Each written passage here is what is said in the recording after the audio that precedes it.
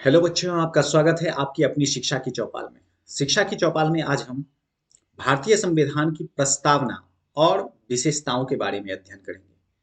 इससे पहले हम भारत के संवैधानिक इतिहास और संविधान सभा का गठन, इन दो अध्यायों का विस्तार से अध्ययन कर चुके हैं। तो चलिए आज हम अध्ययन करते हैं भारतीय संविधान की प्रस्तावना और उसकी विशेषताओं का। तो भारतीय संविधान की प्रस्तावना का जब हम बात करते हैं तो हम भारतीय संविधान की उद्देशिका या प्रस्तावना या किसके द्वारा प्रस्तुत की गई थी ये हम जान चुके हैं। ये पंडित जवाहरलाल नेहरू द्वारा प्रस्तुत की गई थी और इसी के साथ क्या हुआ, संविधान सभा की जो प्रथम बैठक हुई थी उसी में जो है यह प्रस्तुत की गई थी। तो और बाद में इसे क्या किया गया, स्वीकार कर लिया गया। तो पहले हम जानते हैं कि प्रस्तावना जो है वह क्या है। तो भारत की संविधान या उद्देशिका, इसका अध्ययन आपने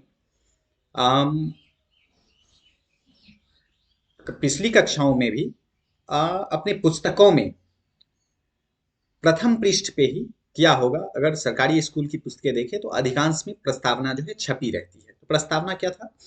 हम भारत के लोग भारत को एक संपूर्ण प्रभुत्व संपन्न समाजवादी पंथ निरपेक्ष लोकतंत्रात्मक गणराज्य बनाने के लिए तथा उसके समस्त नागरिकों को सामाजिक आर्थिक और राजनैतिक न्याय, विचार अभिव्यक्ति विश्वास धर्म और उपासना की स्वतंत्रता, प्रतिष्ठा और अवसर की समता प्राप्त कराने के लिए तथा उन सब में व्यक्ति की गरिमा और राष्ट्र की एकता और अखंडता सुनिश्चित करने वाली बंधुत्व बढ़ाने के लिए दृढ़ संकल्प होकर अपनी इस संविधान सभा में आज तारीख 26 नवंबर 1949 ईस्वी को एतद द्वारा इस संविधान को अंगीकृत अधिनियमित और आत्मार्पित करते हैं। ठीक है। तो इसमें मैंने रेड मार्क किया है और ये जो है ब्लैक कलर से जो है हाईलाइट भी किया हुआ है। तो इस सब पॉइंट का डिटेल से अध्ययन करना है, लेकिन उससे पहले हमारे लिए यह जानना जरूरी है कि उद्देशिका है क्या। अगर हमसे कोई वो पूछता है उद्देशिका या प्रस्तावना क्या है, तो हमारा आसान शब्दों में ये जवाब होना चाहिए कि उद्देशिका या प्रस्तावना जो है वह संविधान निर्माताओं के मन में उपजे भावों और आदर्शों का निचोड़ है। किनके? संविधान निर्माताओं के मन में उपजे भावों और आदर्शों का निचोड़ है। यानी उन्होंने जिस आदर्श को लेकर के संविधान का निर्माण किया और उस समय जो उनके मन में भाव उमड़ रहे थे कि मेरा देश कैसा हो, इसकी जो परिकल्पना उन्होंने की, उसी का निचोड़ है। ठीक है। तो उद्देशिका या प्रस्तावना जो है वह संविधान का एक महत्वपूर्ण अंग है। क्या है? संविधान का एक महत्वपूर्ण अंग है। इसमें संशोधन तो किया जा सकता है, परंतु हमें यह ध्यान रखना होगा कि मूल ढांचे में कोई बदलाव ना हो। अब इस निष्कर्ष पे हम कैसे पहुंचे कि इसमें संशोधन तो किया जा सकता है लेकिन मूल ढांचे में कोई बदलाव ना हो, इस निष्कर्ष पे हम कैसे पहुंचे? तो उसके लिए हमें तीन चार मामलों का अध्ययन करना होगा ताकि हम अच्छे से समझ सकें कि प्रस्तावना आखिर है क्या और इसमें अगर संशोधन किया जा सकता है तो किस प्रकार किया जा सकता है। उसमें है, प्रमुख है बेरूबारी यूनियन मामला 1960, गोलकनाथ मामला 1967, केशवानंद भारती बनाम केरल राज्य मामला 1970 और रघुनाथराव वाद। ठीक है। तो हम बारी बारी से सबका अध्ययन करेंगे। अब एक चीज ध्यान रखिए कि इसमें जो संशोधन किया जा सकता है वो अनुच्छेद 368 के अधीन। किस अनुच्छेद के अधीन? अनुच्छेद 368 के अधीन कुछ शब्द जोड़कर इसमें बदलाव किया जा सकता है। क्या किया जा सकता है? अगर इसमें बदलाव होना करना होगा तो अनुच्छेद 368 के अधीन कुछ शब्द जोड़कर इसमें बदलाव किया जा सकता है। ठीक है। अब बदलाव किया जा सकता है लेकिन न्यायालय में यह प्रवर्तनीय नहीं है। कहाँ? न्यायालय में यह प्रवर्तनीय नहीं है। कहाँ पे? न्यायालय में प्रवर्तनीय नहीं, इसका ध्यान रखिएगा। न्यायालय में प्रवर्तनीय नहीं है। तो अनुच्छेद 368 के अधीन कुछ शब्दों को जोड़कर इसमें बदलाव किया जा सकता है लेकिन यह बदलाव न्यायालय में नहीं होगा। तो चलिए अब हम एक एक करके अध्ययन करते हैं बेरूबारी यूनियन मामला। तो देखिए पहला मामला कौन सा है हमारा? बेरूबारी यूनियन मामला है। कौन सा मामला है? बेरूबारी यूनियन मामला, जो 1960 ईस्वी से संबंधित है। ठीक है। यह मामला क्या था? तो देखिए बेरूबारी यूनियन मामला जो है वह भारत और पाकिस्तान, कहाँ? भारत और पाकिस्तान की बंटवारा से संबंधित है। इसके भारत और पाकिस्तान के बंटवारे से संबंधित है। अब देखिए, था क्या कि भारत और पाकिस्तान का जो बंटवारा हुआ, तो आप लोग भी जानते हैं कि भारत और पाकिस्तान की जो सीमा है, मतलब मुख्य सीमा जो आजादी के समय निर्धारित की गई थी, उसे क्या बोला जाता है? Red Cliff line. क्या बोला जाता है? रेड क्लिफ लाइन बोला जाता है। तो ये रेड क्लिफ लाइन जो है, वो किसके द्वारा निर्धारित किया गया था, अर्थात यह सीमा निर्धारण जो है वह किसके द्वारा किया गया था? तो वह जो है रेड क्लिफ के द्वारा किया गया था। किसके द्वारा? रेड क्लिफ के द्वारा किया गया था। तो रेड क्लिफ ने इसका बंटवारा कैसे किया था? तो इससे सही तरीके से तो तरबूज का भी बंटवारा होता है, उन्होंने इससे भी बदतर ढंग से इसका बंटवारा किया था। अब बोलिएगा कैसे? उसने क्या किया? एक नक्शा उठाया और भारत पाकिस्तान का बंटवारा करने के लिए उसने कुछ थानों को चिन्हित किया। उसने निर्धारित कर दिया कि मान लीजिए ये थाना भारत में, ये पाकिस्तान में, ये भारत में, फिर ये पाकिस्तान में, ये भारत में, ये पाकिस्तान में। और इस प्रकार जो है क्या किया, मान लीजिए कि ये भारत का थाना है, तो ये पूरा ऐसे करके जो है एक लाइन खींच दिया। भारत वाला भारत के अंदर रहेगा और पाकिस्तान वाला पाकिस्तान के अंदर रहेगा। और ये जो है मतलब उसके जो है थानों को मिलाते हुए, मतलब थानों की जिस सीमा थी, इस थाने की सीमा मान लीजिए यहाँ तक है, तो यहाँ से लाइन, फिर इस थाने की सीमा यहाँ है, इस थाने की सीमा यहाँ है। तो जो थानों की सीमा थी उसको मिलाते हुए क्या किया, एक लाइन खींच दिया, और यही लाइन रेड क्लिफ लाइन कहलाई। तो ठीक है, रेड क्लिफ लाइन उन्होंने, रेड क्लिफ में ने तो जो है खींच दिया, लेकिन रेड क्लिफ लाइन ने खींचते वक्त उन्होंने क्या किया, एक थाने का वर्णन ही करना भूल गए। वो कौन सा थाना था? वो था बोडा। कौन सा थाना था? वो था बोडा। बोडा थाना। बोडा थाना जो है उसका वर्णन करना भूल गए।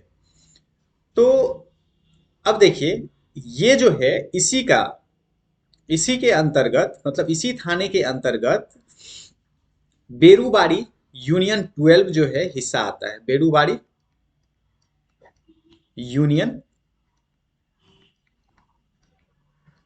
12 हिस्सा आता है, जो है जलपाईगुड़ी थाने के अंदर पड़ता था। किसके अंदर पड़ता था?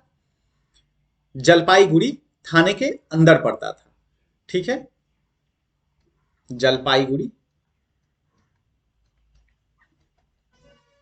जलपाईगुड़ी थाने के अंतर्गत पड़ता था। अब देखिए, यहाँ पे बोडा का वर्णन करना भूल गए, लेकिन डिस्प्यूट कहाँ पे था? डिस्प्यूट था बेरूबाड़ी यूनियन 12 हिस्से पे, जो है जलपाईगुड़ी थाने के अंदर पड़ता था। और ये हिस्सा जो है कहाँ आया था? ये हिस्सा भारत के हिस्से में आया था। ये कहाँ पे आया था? ये आया था आपका भारत के हिस्से में। तो अब देखिए, जब बोडा थाना का जो है क्या किया गया, नक्शा सही से नहीं दिखाया गया, तो नहीं दिखाया गया तो पाकिस्तान ने क्या किया, बेरूबाड़ी यूनियन 12 जो है इसके कुछ हिस्सों पर अपनी दावेदारी प्रस्तुत कर दी। आप समझने का कोशिश कीजिएगा, उसने किस थाने को नहीं दिखाया? बोडा को के जो है सीमा को सही से नहीं दिखाया। और जब बोडा थाने के सीमा को सही से नहीं दिखाया, तो पाकिस्तान ने क्या किया, चूंकि इसकी सीमा सटी हुई थी, तो उसने बेरूबाड़ी यूनियन 12 का जो कुछ हिस्सा है, जो जलपाईगुड़ी थाने के अंतर्गत आती थी, उस पर अपना दावेदारी प्रस्तुत कर दिया। क्या किया? अपना दावेदारी प्रस्तुत कर दिया। तो फिर इसका अब समाधान होना था, तो इसके समाधान के लिए नेहरू नून समझौता हुआ। क्या हुआ? नेहरू नून समझौता हुआ। ठीक है, तो इसके माध्यम से इस विवाद का निपटारा किया गया। तो इसमें हुआ क्या? इसमें ये हुआ कि बेरूबाड़ी यूनियन का जो आधा हिस्सा था, बेरूबाड़ी यूनियन 12 जो था, इसका आधा हिस्सा पाकिस्तान को दे दिया गया। क्या किया गया? बेरूबाड़ी यूनियन का जो आधा हिस्सा था वह पाकिस्तान को दे दिया गया, और शेष बचा हुआ हिस्सा भारत के हिस्से में रहा। ठीक है, अब पाकिस्तान को जो मिला हुआ जो ये क्षेत्र था, इससे सटे हुए कूच बिहार के 4 इलाके भी पाकिस्तान को दे दिए गए। मतलब बेरीबारी यूनियन मान लीजिए ये है, तो इसका आधा जो है पाकिस्तान, आधा भारत को दे दिया गया। अब पाकिस्तान से सटा हुआ ये कूच बिहार का जो 4 क्षेत्र था, वो भी जो है पाकिस्तान को दे दिया गया। ठीक है, पाकिस्तान को दे दिया गया। अब प्रश्न ये उठता है कि भारत की जो संसद थी उसके सामने ये बेरूबाड़ी से संबंधित जो है प्रश्न उठा। तो क्या प्रश्न उठा? प्रश्न ये उठा कि क्या बेरूबाड़ी का जो क्षेत्र पाकिस्तान को दिया गया है वह भारत की संसद के पास यह शक्ति है कि वह पाकिस्तान को दे सके? आप ध्यान से समझिएगा क्या प्रश्न उठा। ये ठीक है, नेहरू नून समझौता हुआ, लेकिन इसको लागू करना यानी भारत अपना क्षेत्र दूसरे को जो है दे सकता है या नहीं दे सकता है, क्या यह संविधान संगत है? तो इस पे जो है प्रश्न उठा। तो अब प्रश्न उठा तो मामला कहाँ गया? मामला गया न्यायालय में। तो मामला जब न्यायालय में गया तो यह जो है इसे जो है अध्ययन किया, किस लिए? न्यायालय ने। और न्यायालय ने अनुच्छेद 368 में जो वर्णन है संविधान संशोधन की शक्ति, माफ कीजिएगा, मामला जो है न्यायालय में गया। तो न्यायालय ने क्या किया कि अनुच्छेद 3 का गहन अध्ययन किया। अनुच्छेद 3 का अध्ययन किया। किसका? अनुच्छेद 3 का गहन अध्ययन किया। और उसने बताया कि भारत की जो संसद है उसके पास नेहरू नून समझौता को लागू करने की कोई शक्ति नहीं है। किसकी? नेहरू नून समझौता को लागू करने की शक्ति नहीं है। तो अब क्या हो? अब तो जो है अगर नेहरू नून समझौता को लागू करने की भारत की संसद के पास शक्ति ही नहीं है तो फिर वो क्या करेगी? तब उसने क्या किया कि अनुच्छेद 368 का सहारा लिया। किसका? अनुच्छेद 368 के संविधान संशोधन का सहारा लिया। किसका सहारा लिया? अनुच्छेद 368 से संबंधित संविधान संशोधन की शक्ति का सहारा लिया। और नौवे संविधान संशोधन 1960 द्वारा, कब? नौवे संविधान संशोधन 1960 द्वारा आवश्यक संशोधन किया और तब जाके ये नेहरू नून समझौता लागू हो सका। तब जाके क्या हो सका? नेहरू नून समझौता लागू हो सका। तो ये जो विवाद था, इसी विवाद के अंतर्गत उच्चतम न्यायालय ने अपना मत व्यक्त किया था। तो इस विवाद के अंतर्गत उच्चतम न्यायालय ने अपना क्या मत व्यक्त किया था? तो ठीक है, देखते हैं हम उच्चतम न्यायालय ने अपना क्या मत व्यक्त किया था। उच्चतम न्यायालय ने अपना मत व्यक्त किया था कि उद्देशिका या प्रस्तावना संविधान का अंग नहीं है। ध्यान से इसको समझिएगा। इसमें जो है क्या कहा था कि उद्देशिका या प्रस्तावना, उद्देशिका या प्रस्तावना क्या है? संविधान का अंग नहीं है। संविधान का अंग नहीं है। उद्देशिका या प्रस्तावना क्या है? संविधान का अंग नहीं है। अंग नहीं है। अतः विधायिका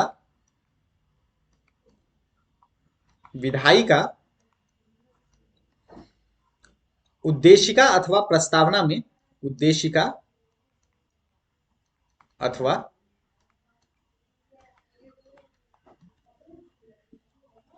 प्रस्तावना में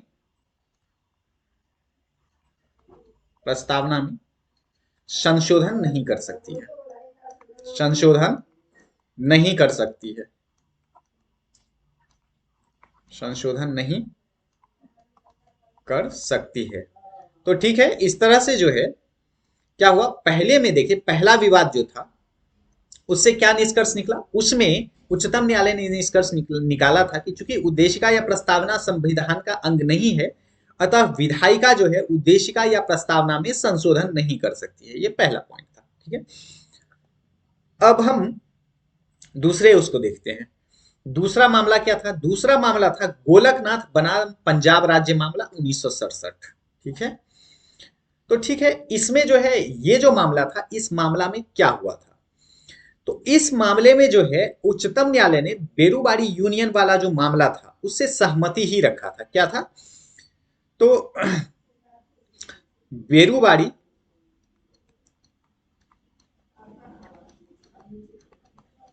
यूनियन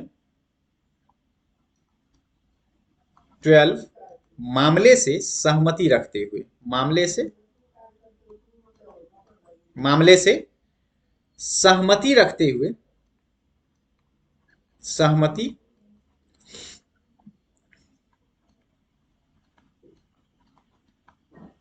रखते हुए एक स्टेटमेंट जारी किया था। ठीक है, क्या हुआ था? बेरूबारी यूनियन मामले से सहमति रखते हुए एक स्टेटमेंट जारी किया था। तो ठीक है, वह क्या था? उन्होंने कहा था कि प्रस्तावना जो है, मैंने प्रस्तावना का जो परिभाषा बताया है वो यहीं से लेके, और ये सबसे उपयुक्त परिभाषा मुझे लगा कि प्रस्तावना का सबसे उपयुक्त परिभाषा है। प्रस्तावना जो है वह संविधान निर्माताओं के, संविधान निर्माताओं के,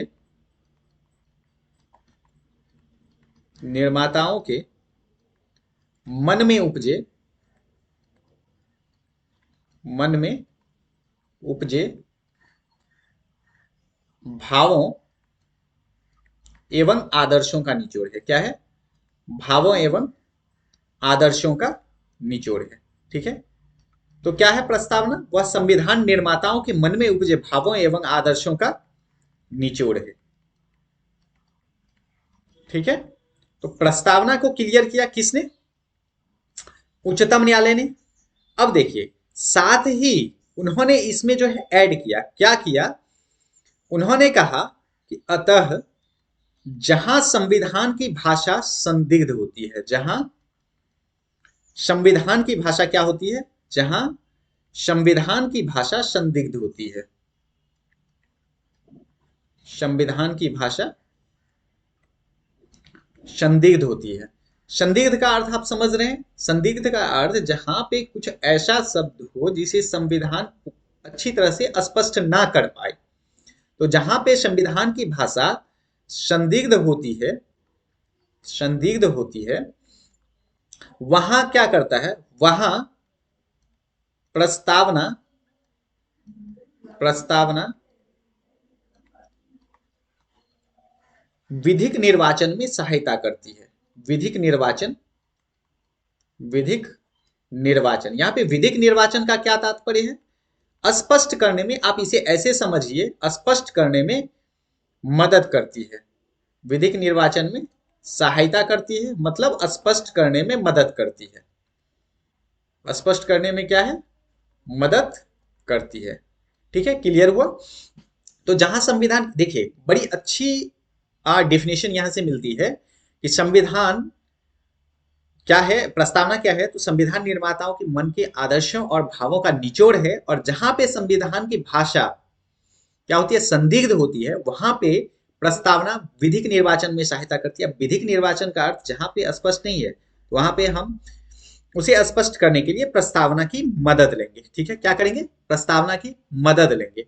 अब अगर हम सरल शब्दों में कहें तो स्पष्ट करने में क्या किया जाता है? प्रस्तावना का मदद लिया जाता है। ठीक है, अब हम आते हैं तीसरे वाद पे। तो तीसरा वाद है केशवानंद भारती बनाम केरल राज्य। कौन सा है? केशवानंद भारती बनाम केरल राज्य 1973। ठीक है, अब देखिए यहां पे एक विवाद था। पहले जो था, पहले बेरूबारी यूनियन मामला, उसमें क्या कहा था? तो बेरूबारी, बेरूबारी यूनियन मामला जो था, बेरूबारी यूनियन 12 मामला, इसमें कहा था कि प्रस्तावना संविधान का अंग नहीं है। क्या कहा था? प्रस्तावना संविधान का अंग नहीं है या भाग नहीं है, संविधान का भाग नहीं है। लेकिन केशवानंद भारती मामला जो था, उसके बाद यह विवाद समाप्त हो गया। ठीक है, तो इसमें आखिर ऐसा क्या हुआ कि यह विवाद समाप्त हो गया? तो इस विवाद में सर्वोच्च न्यायालय ने जो निर्णय दिया था वह यह था कि संविधान के सभी उपबंधों के अधिनियमित हो जाने के बाद, मतलब संविधान का जितना भी जो है उपबंध था, अनुच्छेद था, भाग था, जो भी था, सबके जो है अधिनियमित, मतलब वो जो है कानून बन जाने के बाद संविधान के, इसमें जो मामला था वह था संविधान के सभी उपबंधों के अधिनियमित हो जाने के बाद, उपबंधों के अधिनियमित हो जाने के बाद, अधिनियमित हो जाने के बाद, संविधान के सभी उपबंधों के अधिनियमित हो जाने के बाद क्या किया गया था कि प्रस्तावना को अलग से पारित किया गया था। बाद क्या किया गया था? प्रस्तावना, इसे उद्देशिका भी कहते हैं, आप उद्देशिका भी जो है इसके लिए इस्तेमाल कर सकते हो। तो प्रस्तावना या उद्देशिका को क्या किया गया था? प्रस्तावना या उद्देशिका को अलग से पारित किया गया था, अलग से पारित किया गया था। तो चूंकि इसे भी पारित किया गया है, पारित किया गया था, ठीक है, तो इसलिए इसे जो है संविधान का भाग माना गया। अतः प्रस्तावना संविधान का भाग है, प्रस्तावना संविधान का भाग है। इससे पहले क्या था? इससे पहले इसे संविधान का भाग नहीं माना था सर्वोच्च न्यायालय ने। तो प्रस्तावना संविधान का भाग है। तो यहां पे स्पष्ट हो जाता है कि प्रस्तावना क्या है? संविधान का भाग है। ठीक है, अब हम आगे बढ़ते हैं। अब आगे है प्रस्तावना में शामिल दर्शन और उसके मूल सिद्धांत। हम किसके बारे में पढ़ेंगे? हम पढ़ेंगे प्रस्तावना में शामिल दर्शन और उसके मूल सिद्धांतों के बारे में। किसके बारे में? प्रस्तावना में शामिल दर्शन और उसके मूल सिद्धांतों के बारे में। तो सबसे पहले पढ़ते हैं हम संप्रभुता। संप्रभुता क्या है? हमने पढ़ा है ना, हमने जो प्रस्तावना पढ़ा है, तो प्रस्तावना में जो है हम लोग संप्रभुता के बारे में पढ़े हैं। तो संप्रभुता क्या होता है? देखिए, संप्रभुता क्या होता है, इसके नाम से ही स्पष्ट है, स्वयं की प्रभुता। अगर आप इसे समझने का प्रयास करें तो संप्रभुता का अर्थ है स्वयं की प्रभुता। ठीक है, तो स्वयं की प्रभुता का अर्थ क्या होता है? स्वयं की सामर्थ्य। प्रभुता का अर्थ क्या होता है? सामर्थ्य, यानी खुद की सामर्थ्य। तो देखिए, कोई भी देश संप्रभु कब माना जाएगा? तो कोई भी देश संप्रभु उसी स्थिति में माना जाता है जब उसके ऊपर कोई भी आंतरिक बाह्य, देखिए, कोई भी आंतरिक या बाह्य अतिरिक्त नियंत्रण ना हो। क्या हो? आंतरिक या बाह्य अतिरिक्त नियंत्रण ना हो, मतलब उसकी शक्ति को कोई भी आंतरिक शक्ति या बाह्य शक्ति नियंत्रित नहीं करती हो, तब वह राष्ट्र क्या माना जाएगा? तब वह राष्ट्र जो है वह संप्रभु माना जाएगा। क्या होगा? तब वह राष्ट्र संप्रभु माना जाएगा, जब उसे कोई भी आंतरिक या बाह्य शक्ति क्या करती हो? नियंत्रित नहीं करती हो, तब वह राष्ट्र क्या माना जाता है? तब वह राष्ट्र संप्रभु माना जाएगा। अच्छा, ठीक है, तो अगर हम बात करें कि भारत की संप्रभुता किस पर निर्भर करती है, ये तो हम समझ गए कि संप्रभुता का अर्थ है स्वयं की प्रभुता, मतलब स्वयं खुद से नियंत्रित होने की प्रभुता, यानी अपना शासन आप खुद चलाते हो, कोई भी आंतरिक या बाह्य शक्ति आपको नियंत्रित नहीं करती हो, नियंत्रित नहीं करती हो। ठीक है, नियंत्रित नहीं करती हो, नहीं करती हो। ठीक है, अब जो है यहां पे करती है। अब यहां पे जो है भारत की संप्रभुता किस में निहित है? अब नियंत्रित करने का क्या अर्थ है? कि इसका अर्थ ये नहीं है कि आप निरंकुश हो जाएं। मतलब मान लीजिए कि कोई योजना आई, सरकार ने लागू की, जैसे एक उदाहरण हम लेते हैं, कृषि कानून आया था। क्या आया था? कृषि कानून आया था, और कृषि कानून में काफी आंदोलन कृषकों द्वारा किया गया। तो ठीक है, कृषकों द्वारा काफी आंदोलन किया गया। अब सरकार को क्या हुआ? सरकार को जो है जनता के हित को देखते हुए उस बिल को क्या किया गया? वापस लेना पड़ा। क्या करना पड़ा? उस बिल को वापस लेना पड़ा। ठीक है, इस विरोध को देखते हुए बिल को वापस लेना पड़ा। तो हम क्या माने कि जो है भारत की सरकार संप्रभु नहीं है क्योंकि वह जो है आंतरिक शक्तियों से डर गई? तो ऐसा नहीं है। है क्या कि अगर वह जनता के हित में है या नहीं है, जनता के हित में है या नहीं है, या जनता क्या चाहती है, हित या जनता क्या चाहती है, ठीक है, जनता की इच्छा, इस आधार पे भी निर्धारित होता है। क्यों? क्योंकि भारत की संप्रभुता जो है वह भारत की जनता में निहित है। किसमें निहित है? भारत की संप्रभुता जो है वह भारत की जनता में निहित है। भारत की जनता में निहित है। प्रश्न पूछ सकता है कि भारत की संप्रभुता किस में निहित है, तो भारत की जनता में निहित है। ठीक है, तो अगर जनता के हित में ना हो वो फैसला या जनता की इच्छा के विरुद्ध हो, तो सरकार उसे देखते हुए जनता के हित में के लिए कई प्रकार के कार्य कर सकती है। जैसे कृषि कानून वापस लिया गया, तो इसका अर्थ नहीं कि सरकार संप्रभु नहीं है। इसका अर्थ है कि सरकार ने जनता के हित में वापस लिया, क्योंकि भारत की संप्रभुता वह भारत की जनता में निर्भर करती है। ठीक है, अब दूसरा पॉइंट है समाजवाद। हम समाजवाद को स्पष्ट करते हैं, आखिर समाजवाद क्या होता है। ठीक है, देखिए समाजवाद का अगर हम बात करेंगे तो समाजवादी शब्द जो है, क्या समाजवादी शब्द यह प्रारंभ से जो है भारत के संविधान में नहीं था। यह जो है 42वें संविधान संशोधन, किसमें? 42वें संविधान संशोधन, संविधान संशोधन 1976 में जोड़ा गया। कब जोड़ा गया? 42वें संविधान संशोधन 1976 में जोड़ा गया। क्या? समाजवादी शब्द। ठीक है, तो 42वें संविधान संशोधन 1976 में जोड़ा गया। लेकिन हमारे पास प्रश्न आता है, प्रश्न क्या है कि जो है आखिर समाजवादी शब्द का अर्थ क्या होता है। तो देखिए भारत में चूंकि हमारा जो है लोकतंत्र जो है वह समाजवादी लोकतंत्र है। कैसा लोकतंत्र है? अगर भारत के हम लोकतंत्र की बात करें तो हमारा समाजवादी लोकतंत्र है। समाजवादी लोकतंत्र है। लोक अच्छा, तो समाजवादी लोकतंत्र का अर्थ क्या हुआ? समाजवादी लोकतंत्र का अर्थ हुआ कि जहां पर उत्पादन, पूंजी पूंजी संपत्ति संपत्ति के साधनों पर सबका अधिकार हो। संपत्ति के सार्वजनिक सार्वजनिक साधनों पर सबका अधिकार हो। साधनों पर सबका अधिकार हो।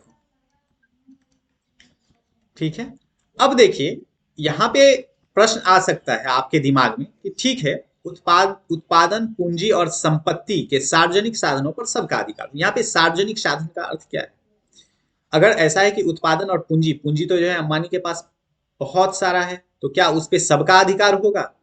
जी नहीं, उस पर सबका अधिकार नहीं होगा। लेकिन जो भी सार्वजनिक साधन है, पूंजी है या संपत्ति है, उस पर सबका अधिकार होगा। जैसे इंडियन रेलवे, क्या वो अंबानी की निजी संपत्ति है? नहीं, वो पूरी भारतीय जनता की संपत्ति है।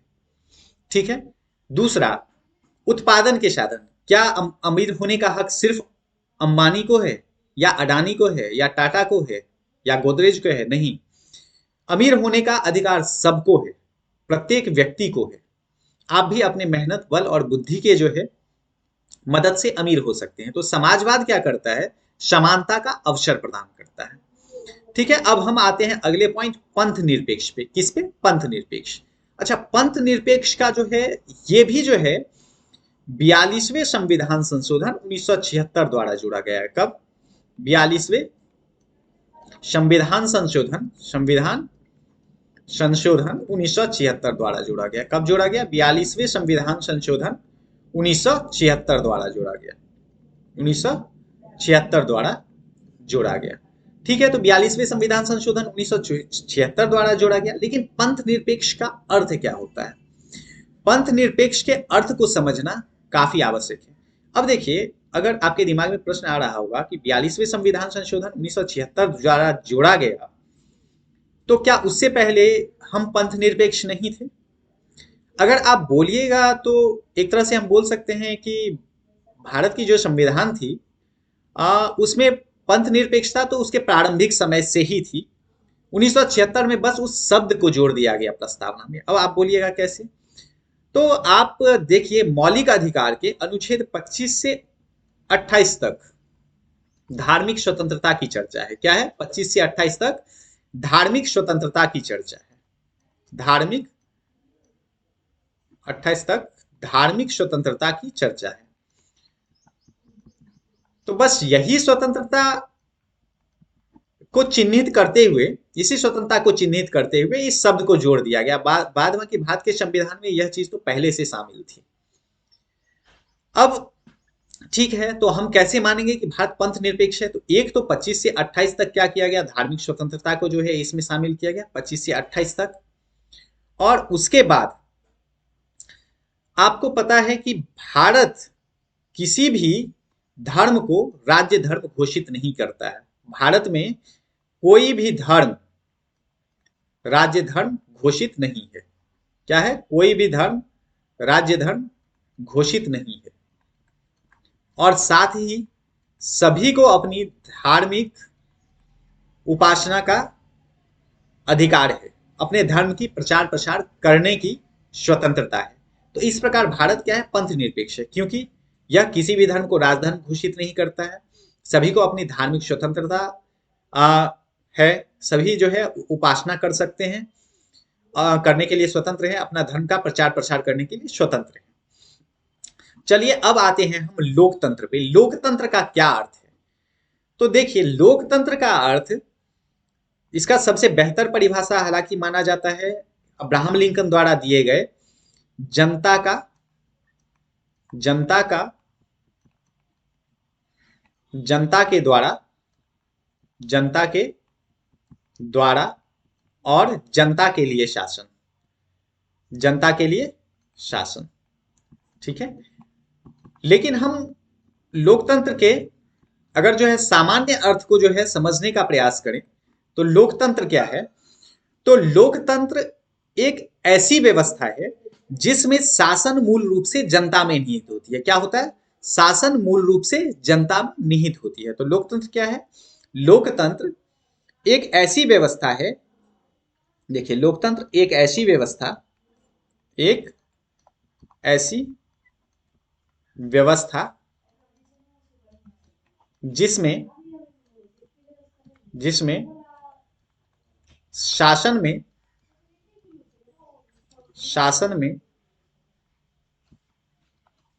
मूल रूप से जनता की भागीदारी होती है। किसकी? जनता की भागीदारी होती है, भागीदारी होती है। ठीक है, यह स्पष्ट हुआ कि लोकतंत्र क्या है। अब देखिए, इसमें साथ ही साथ लोकतंत्र में आप ध्यान रखिएगा कि इसमें जो है रंग, मूल, जाति, इसके आधार पे जो है किसी प्रकार का विभेद नहीं किया जाता है। क्या है? किसी प्रकार का विभेद नहीं किया जाता है। इसमें शिक्षा, संपत्ति, आय, लिंग जैसे भेद के कोई भी मानक मापदंड नहीं अपनाए गए हैं। और सभी वयस्क नागरिकों को, मतलब जो निर्धारित है, जैसे भारत में कितना है, 18 वर्ष के बाद, 18 वर्ष का आपका उम्र हो गया, आप क्या है, आप जो है एक योग्य वोटर हो गए। ठीक है, तो उसके बाद आपको जो है मत देने का अधिकार जो है प्रदान कर दिया जाता है। तो लोकतंत्र का अर्थ समझ गए कि लोकतंत्र क्या है? एक ऐसी शासन व्यवस्था है जिसमें मूल रूप से जनता की भागीदारी होती है। इसमें किसी प्रकार का जो है लिंग, जन्म स्थान, वर्ण, धर्म, इसके आधार पे जो है कोई विभेद नहीं किया जाएगा। और 18 वर्ष के जैसे ही हो गए तो आपको क्या किया जाएगा? मत देने का अधिकार मिल जाएगा। ठीक है, क्या कर जाएगा? मत देने का अधिकार मिल जाएगा। अब देखिए, अब अगला पॉइंट है गणराज्य। तो देखिए गणराज्य व्यवस्था, देखिए लोकतंत्र और गणराज्य, इसमें बहुत व्यक्ति कंफ्यूज होते हैं, तो इसमें आपको कंफ्यूज नहीं होना है। गणराज्य अलग चीज है और लोकतंत्र अलग है। लोकतंत्र में आप भी समझते हैं कि लोकतंत्र जो है जनता का शासन है। नहीं भाई, देखिए लोकतंत्र जो है वह एक शासन की पद्धति है। ठीक है, लोकतंत्र क्या है? एक शासन की पद्धति है। जबकि जो है गणराज्य जो है वह उस देश की राजकीय प्रवृत्ति को बताता है। क्या बताता है? राजकीय प्रवृत्ति को बताता है कि उस राज्य का स्वभाव किस प्रकार का है। तो हम लोग का जो भारत है वह गणराज्य है। ठीक है, तो गणराज्य है, तो यहाँ पे गणराज्य का अर्थ समझना हमें आवश्यक है। तो देखिए गणराज्य में सर्वोच्च शक्ति किसमें निहित होती है? इसमें सर्वोच्च शक्ति जो है वह जनता में निहित होती है। किसमें होती है? सर्वोच्च शक्ति जनता में निहित होती है। किसमें? सर्वोच्च शक्ति जनता में निहित होती है। ठीक है, तो एक तो हो गया सर्वोच्च शक्ति जनता में निहित होती है। दूसरा, पद जो होता है, कोई भी पद, वह खास करके राष्ट्राध्यक्ष का पद, वह वंशानुगत नहीं होता है। क्या होता है? राष्ट्राध्यक्ष का जो पद होता है वह वंशानुगत नहीं होता है। राष्ट्राध्यक्ष का पद वंशानुगत नहीं होता है। क्या होता है? वंशानुगत नहीं होता है। तो आपको ये चीज समझना होगा क्या, कि सर्वोच्च गणराज्य जो होगा वह तभी कहलाएगा जब सर्वोच्च शक्ति किसमें, जनता में निहित हो। गण आप समझ सकते हैं, गण मतलब जो है व्यक्ति, यानी जनता से यहां से जो है आप उसे ले सकते हैं। और राष्ट्राध्यक्ष का पद जो होगा वह वंशानुगत नहीं हो सकता है। अर्थात अगर हम कह सकते हैं कि राष्ट्राध्यक्ष को कुछ निश्चित अवधि के लिए चुना जाता है। क्या होता है?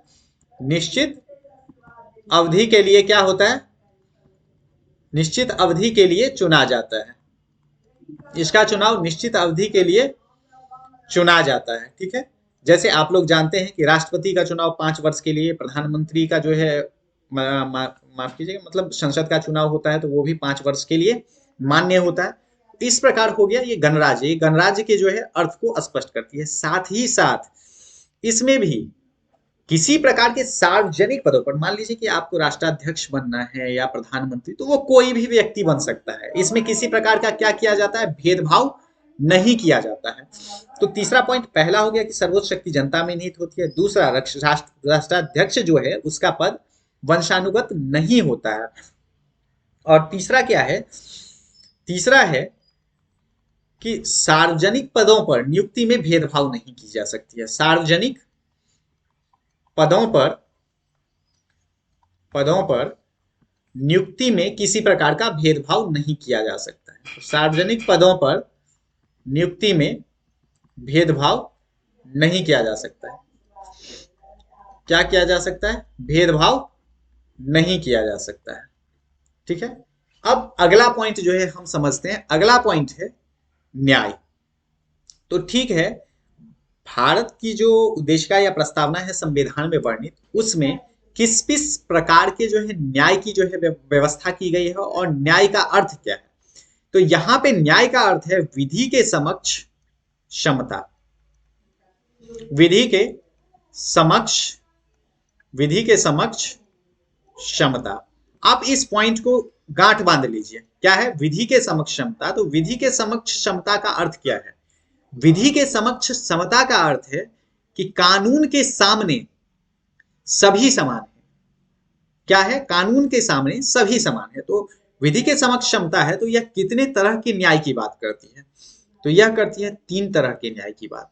ठीक है, तो कौन कौन से न्याय की बात करती है? नंबर 1, सामाजिक न्याय। कौन कौन सा न्याय? सामाजिक न्याय। दूसरा, आर्थिक न्याय। और तीसरा, राजनीतिक न्याय। देखिए अब इसमें राजनीतिक न्याय, अब देखिए इसमें आपको न्याय और समानता, इसमें आपको काफी कंफ्यूजन होगा, तो आप इसके अर्थ को यहीं पे स्पष्ट कर लीजिए। ये 3 तरह की समानता भी प्रदान करती है, सामाजिक, आर्थिक और राजनीतिक समानता। लेकिन न्याय का अर्थ क्या है? न्याय का अर्थ है कि अगर आपके साथ समानता का व्यवहार नहीं होता है तो आप कानून की शरण ले सकते हैं, और कानून क्या करेगा? उसे सुनिश्चित करेगा कि आपके साथ किसी तरह का सामाजिक जो है भेदभाव नहीं हो रहा है, या आर्थिक पैमाने पे आपको समान अवसर नहीं मिल रहा है, या राजनीति में आपको समान अवसर नहीं मिल रहा है, तो उसे न्याय के द्वारा सूचित किया जाता है। ठीक है, तो अब देखिए सामाजिक समानता का अर्थ क्या है? सामाजिक समानता का अर्थ है कि समाज में आपको धर्म, जाति, लिंग या जो है जन्म स्थान, इस सब के आधार पे आपके साथ कोई विभेद नहीं किया जाएगा। जैसे देखिए छुआछूत निरोध कानून है, मतलब विरोधी कानून है, या जो है धर्म से संबंधित कुछ स्वतंत्रताएं दी गई है। अगर इस सब का जो है हनन होता है तो आप न्यायालय की शरण में जा सकते हैं, और न्यायालय समानता का मतलब कानून के दृष्टिकोण में सबको समान रखते हुए दृष्टिकोण अपनाते हुए फैसला देगी। अगला है आर्थिक। तो आर्थिक है, अगर आर्थिक में क्या किया गया कि समान काम के लिए समान वेतन, चाहे महिला हो या पुरुष हो, इसकी व्यवस्था की गई है। लेकिन अगर आप कहीं पे महिलाओं को कम वेतन दिया जाता है, उसका हनन होता है, तो आप न्यायालय में जा सकते हैं, इसकी मांग कर सकते हैं, न्यायालय उचित फैसला देगी। साथ ही राजनीतिक न्याय, मान लीजिए आपको जो है राजनीति में कहीं ऐसा लगा कि आपको समान अवसर नहीं मिल रहा है, या किसी पद का चुनाव लड़ने से आपको रोका जा रहा है, या जो है निर्वाचन गलत तरीके से जो है हुई है, उस अवस्था में आप क्या कर सकते हैं कि न्यायालय के शरण में जा सकते हैं। तो विधि के समक्ष समानता का यही अर्थ है। तो इसे जो है न्याय को, जो ये जो न्याय की बातें हैं, इसे काफी जो है महत्वपूर्ण स्थान दिया गया है। इसे जो है आपको स्वतंत्रता, समानता और बंधुत्व से भी ऊपर स्थान दिया गया है। किसको? न्याय को। चलिए, तो अब देखते हैं स्वतंत्रता। ठीक है, तो स्वतंत्रता का अर्थ क्या है?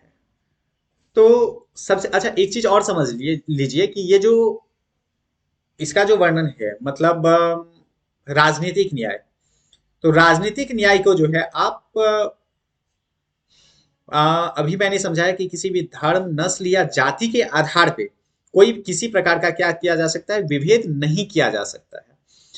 तो राजनीतिक प्रक्रिया में समान अधिकार मिले, भागीदारी हो, इसके इसकी जानकारी आपको नीति निर्देशक तत्व में भी मिल जाएगी और जो है मौलिक अधिकार में भी मिल जाएगी। तो नीति निर्देशक तत्व के 36 से 51 में, किसमें? 36 से 51 में जो नीति निर्देशक तत्व है उसमें आपको इसके लिंक मिल सकते हैं, और जो है 14 से 18 में, ठीक है, 14 से 18 में समानता की बात कही गई है, तो ठीक है, उसमें भी जो है आपको इसके लिंक मिल सकते हैं सामाजिक समानता से संबंधित। ठीक है, अब जो है हम स्वतंत्रता की बात करते हैं। तो स्वतंत्रता क्या है?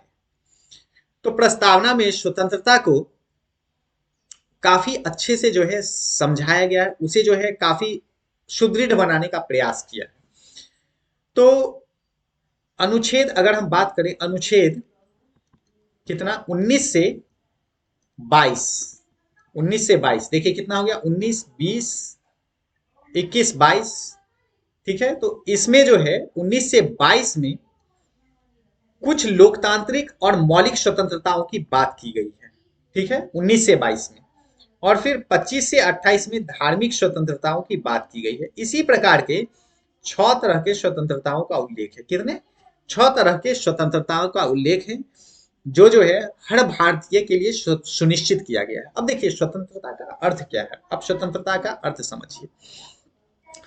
इसमें जो स्वतंत्रताएं आपको प्रदान की गई है, जैसे बोलने की स्वतंत्रता, कहीं भी बसने की स्वतंत्रता, व्यापार करने की स्वतंत्रता, सभा जो है आयोजित करने की स्वतंत्रता, ये सब जो स्वतंत्रताएं आपको जो है प्रदान की गई है, इसका अर्थ ये नहीं है कि आप कुछ भी बोल दें और कुछ भी जो है उसका अर्थ निकालें। क्योंकि आप सामान्य बोलचाल के भाषाओं में, शब्दों में देखते होंगे कि लोग इस्तेमाल करते हैं कि भारत एक स्वतंत्र देश है और मेरी मर्जी मैं जो करूं। नहीं, ऐसी बात नहीं है।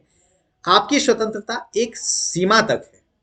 अगर उस सीमा के बाद वह राष्ट्र के किसी कानून का उल्लंघन करती है, या वह राष्ट्र के लिए घातक सिद्ध होती है, या किसी अन्य व्यक्ति के मौलिक अधिकार का उल्लंघन करती है, तो आपकी स्वतंत्रता नहीं मानी जाएगी और उस स्थिति में आप जो है दोषी होंगे।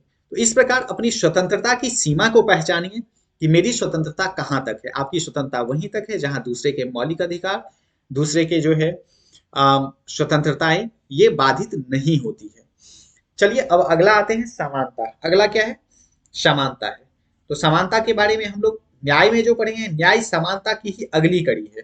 जिस प्रकार न्याय में सामाजिक, आर्थिक और राजनीतिक न्याय की चर्चा की गई है, तो समानता में भी सामाजिक, आर्थिक और राजनीतिक समानता की चर्चा की गई है। यानी लिंग, धर्म, जाति, इस पे आधारित भेदभाव नहीं किया जाएगा और प्रत्येक व्यक्ति को क्या होगा? समान समान अवसर प्रदान किया जाएगा, चाहे वो सामाजिक हो, आर्थिक हो, राजनीतिक हो। ठीक है, न्याय में इसे क्या किया जाएगा? अगर इसका उल्लंघन होता है तब हम क्या करेंगे? न्यायालय के समक्ष में जाएंगे और तब वह हो जाएगी सामाजिक, आर्थिक और राजनीतिक न्याय की बात। तो चलिए, समानता हो गया। हम आगे देखते हैं। आगे है गरिमा। आगे क्या है? गरिमा। ठीक है, गरिमा क्या होता है? तो गरिमा है समाज और देश में बंधुत्व की भावना तभी पनप सकती है जब गरिमा को मजबूत किया जाए। क्या किया जाए? गरिमा को मजबूत किया जाए। यानी जब प्रत्येक व्यक्ति गरिमा या आत्मसम्मान के साथ जिएगा, गरिमा या आत्मसम्मान, आत्मसम्मान के साथ जिएगा, तभी जो है उसके अंदर क्या आएगा, बंधुत्व की भावना। यानी आप एक उदाहरण देते हैं, मान लीजिए कि दो व्यक्ति है, ठीक है, दो व्यक्ति है, एक ए और एक बी। ये व्यक्ति इसका सम्मान करता है और ये व्यक्ति इसका सम्मान करता है, तो क्या होगा, अगर दोनों व्यक्ति एक दूसरे का सम्मान करता है तो इसमें बंधुत्व की भावना पैदा होगी। तो चूंकि ना इसने इसके गरिमा को ठेस पहुंचाया ना इसने इसके गरिमा को ठेस पहुंचाया, तो इसमें बंधुत्व की भावना विकसित हुई। यानी बंधुत्व का संबंध किससे है, गरिमा से है, आत्मसम्मान से है। तो यदि किसी व्यक्ति की गरिमा और आत्मसम्मान, साथ ही विचार, साथ ही विचार को अगर जो है सम्मान दिया जाए, तो उससे क्या होगा, बंधुत्व की भावना विकसित होगी। कौन सी भावना विकसित होगी, बंधुत्व की भावना विकसित होगी।